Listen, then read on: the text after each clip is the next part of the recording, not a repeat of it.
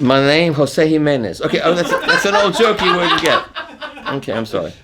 My name is Michael Fremer, and I am the senior contributing editor at Stereophile magazine. You know what that means? It means I'm old. And I'm also the editor of AnalogPlanet.com.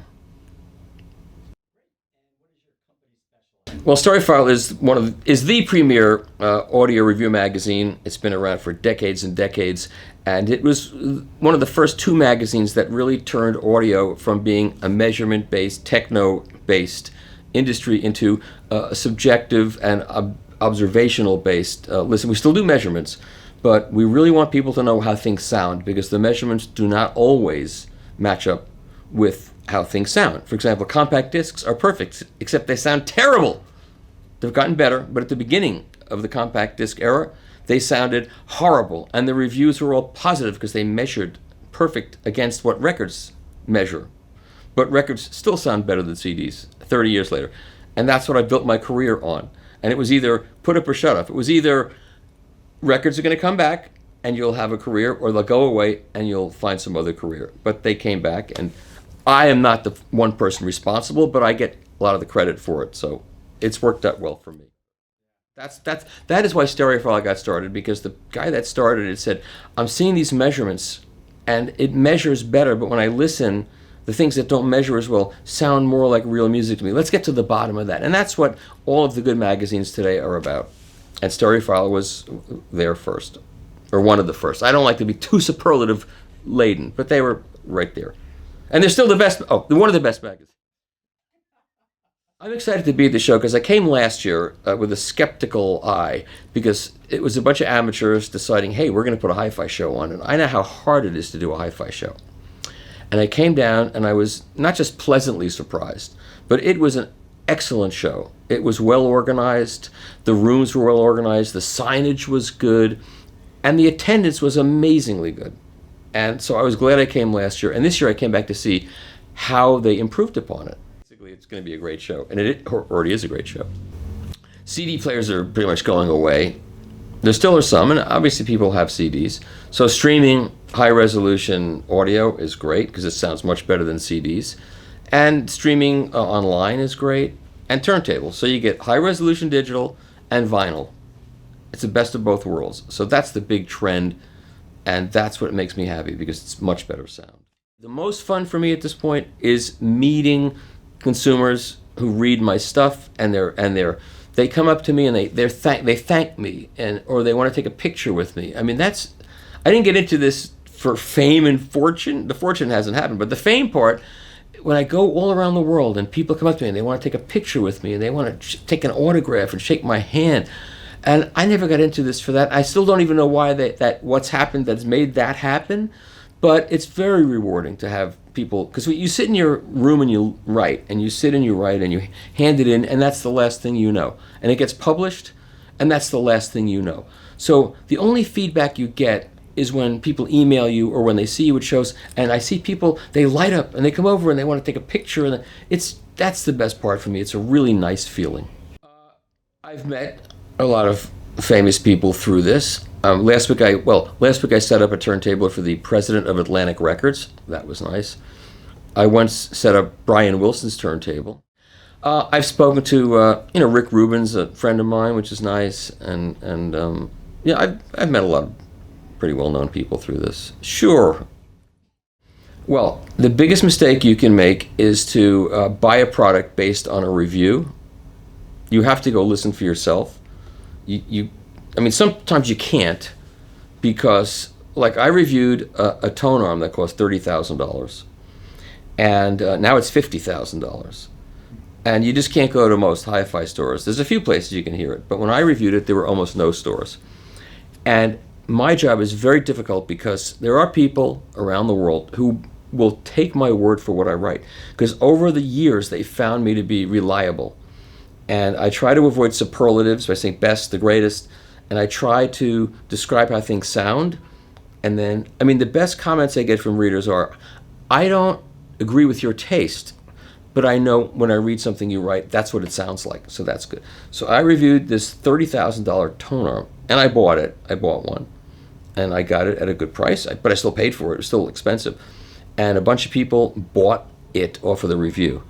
And I know that happens, and I got to be careful about what I do. And every single person said, "Thank you. I was afraid to buy that. I heard about it.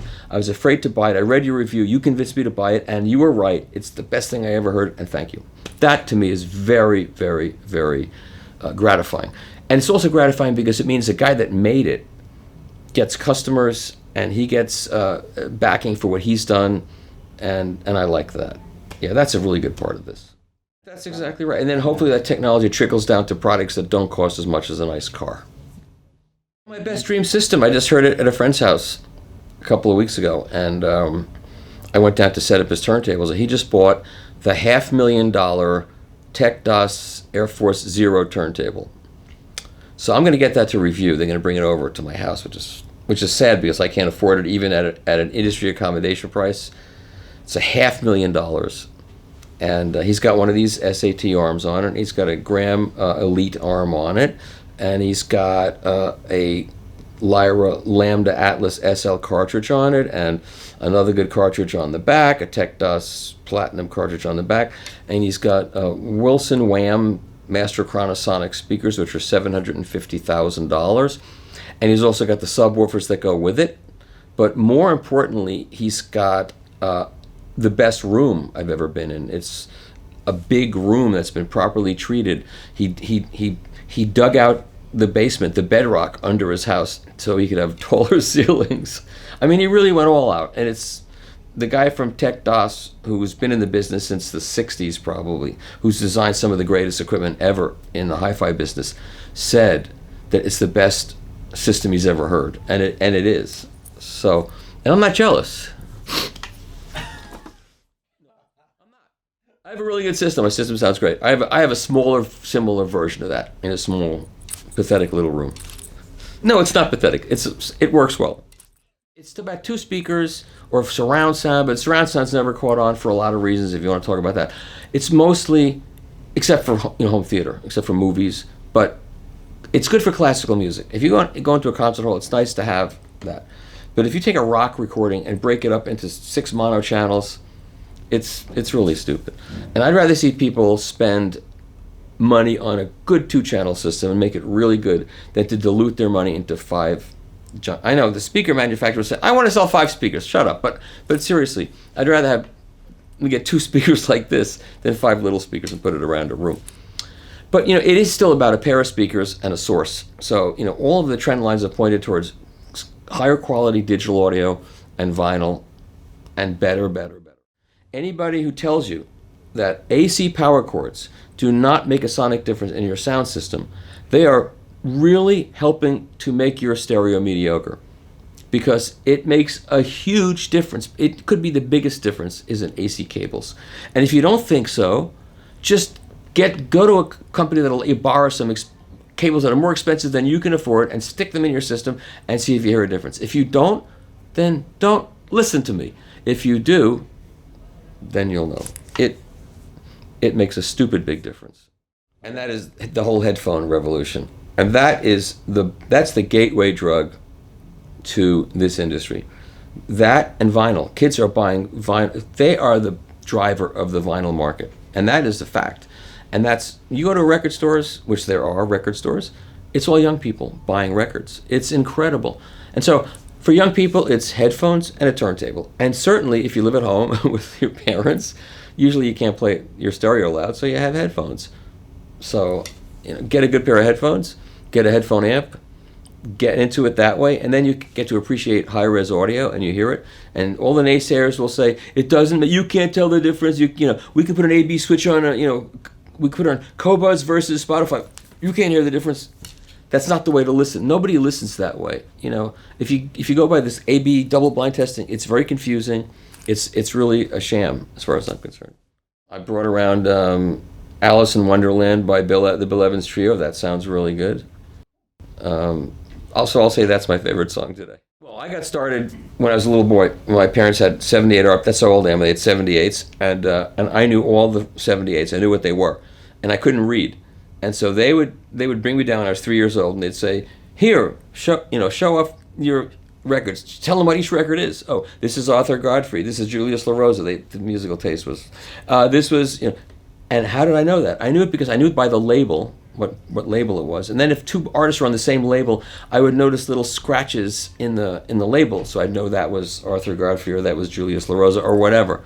So they did that to me, and then when I got older, I became a record fanatic, and I'd spend all my money on records, and I'd have to sneak the records into the house. Me, as my mother going, don't sneak into your room like that. I know what you got behind your back. Records. More new records. Anyway, what drove me into this business is music, not equipment. I'm not a collector of equipment. I love music, and as I heard it sounding better, with better equipment, the first good stereo I ever heard was at a friend's house. It was his father's stereo. And you got to realize, in the 50s, there was no bass in the suburbs. Maybe in the movie theater. But otherwise, there was no bass. Music had no bass. Until I got into this guy's house, and his father played me his KLH 6s with a Sherwood receiver and a Garrard turntable, and I heard real music in a recording, and that changed everything for me. I was getting married. I'm still married to the same woman, and the publisher and owner of the Absolute Sound, Harry Pearson, had a party. He had a friendship party, and he was giving an award, a Lifetime Achievement Award, to Bill Porter, the famous recording engineer who recorded all of Elvis Presley's great recordings, Roy Orbison, and he's just and I interviewed him when I first got to the Absolute Sound. My first assignment was to go to Nashville, go to Studio B, and interview Bill Porter. And for me, that was so he was getting the award, and the publisher of Stereophile, Gordon Holt, was going to be there, and it was going to be this big party. It was smack dab on the second night of my honeymoon. So I said to my wife, I said, I have to go to this party. To my wife-to-be, we weren't married yet. I said, I have to go to this party. She wasn't happy about that. And I said, and furthermore, no women are allowed at this party. Got his phone number, called him up, and said, listen, Harry, if you expect Michael to be there, I'm coming to the party, okay? I'm going to show up, okay? And he said, okay. So we both showed up wearing tuxedos. She came sort of in drag. And a few other women got to go to the party too, kind of because of her. So, and then they became very good friends. And his nickname for her was Pussy Mama, okay? And then one time, he called her at work, and she worked for a big investment company, and he asked to speak to his Pussy Mama. Okay. Now, I'll tell you another funny story. This reminded me of another funny story. So, whenever she would change jobs, and she works in investment and big stuff, she's the back clearing of stock, sorry, kind of the tech side, but nonetheless, she has a little name on her desk, and inevitably, wherever she worked, guys would come by and say, Sharon Fremer, are you related to Michael Fremer? That's my husband. That's your husband? Oh, do you think we could talk with him? I'm sure he'll be happy to talk to you. Wait, can I call? I'll call some guys down. We'll have a conference call. She goes, okay. So he gets on the phone. He goes, hey, Fred, Michael Fremer's wife works here. We're going to have a conference call. And these guys come down into a conference room, and she sits in, and we have a conference call, and they call, and they ask me questions. And then she said this one time they did this conference call. She said, and when the call was over, the guy went, and lit up a cigarette. I'm going to retire to Florida and start talking like this, because I don't know if you know it or not, but you could be a Jew from Alabama. The day you retire and move to Florida, you talk like this. No, I'm going to work till I drop. But I've got a 14-year-old kid writing for me now who's phenomenal. If you read what he writes, you'd never know he's 14 years old. He's really smart. So my goal is to work until he can take over the website if he wants it. And I figure in 5 years I'll be 78, and that will be, I'll retire on a speed, And then he says I have to live to be 93 because then he'll be 33 and a third. So I want to keep working because I enjoy what I do. And, You know, one thing I'll tell you. People say, oh, you're going to be 73 years old in a couple of weeks. Your hearing's got to be really bad now, right? You can't be here. I said, and you know what? I don't make any bones about it. My hearing is not as good as it was 20 years ago. I didn't need glasses at all till I was like 45. So no, my hearing is not as good as it once was. Have I had it tested? No, I haven't had it tested for the same reason I don't think measurements tell you everything. My listening is better than ever, better than it ever was. 30 years ago, if you put a piece of equipment in front of me and said, how does it sound? I'd be like floating in air. I wouldn't know. Now I know pretty quickly how it sounds. And I know that I'm right because when I get the feedback from readers, you know, I reviewed a phono preamp from PS Audio called the Stellar, $2,300. I gave it a rave review, and I describe in very minute detail what I hear. I don't do it in superlatives. I say what I hear. And a lot of people bought it off of that review, and they all said, that's exactly what it sounds like. And the cynics would say, oh, because they worship you, and so if you said it sounds like chocolate milk, they would say, I bought it. It sounds like chocolate milk. But no, these readers are smart people. They're not duped. And it's a money-back guarantee. And if they bought it and didn't like it, they'd send it back. But they say, you know, I bought it. What you said is exactly what I heard. Thank you. So when that stops, that's when I'll stop. But I went to a garage sale, asked for any records, no records. The guy said, oh, you want records? There's a garage sale 2 blocks away. It's all records. So I went. I walk in this house. People are walking out with and they're like foaming at the mouth. And I look at the records. These are all like collectible, amazing records. And the guy is sitting there. The guy had a stroke. He couldn't talk. And he's going, no, no, no. And his wife is saying, yes, honey, it's so, I know you're excited. We're getting rid of all these records. And he's trying to say, no, no. Okay, now, I was not making fun of the guy who had a stroke. I was making fun of the situation, which was hilarious. I went down there and I walked away with, you didn't have to go looking through, just take whatever you carry, bring it back to your car, go back for another load. That's what it was like. And I did that and went home. And I said, I got to go back. And I went, I walked over a sealed copy of Billie Holiday's Lady Day, a sealed copy on Columbia Records, stereo, 6-side pressing when I opened it up. So, you know, and people got, the comments were, I hope you have a stroke. You know, I wasn't making fun of the guy with the stroke. I was making fun of the situation. Impression of different accents, and you know, and people say you can't do that anymore, and I do it. So, like if I was doing as a Japanese, nice to see you. How are you? I'm very happy to be here. We bring a very good turntable to play in your room. Okay. Now, if I was Chinese, I would say, oh, how are you? Nice to see you. Yeah, we bring a good turntable for you to listen to.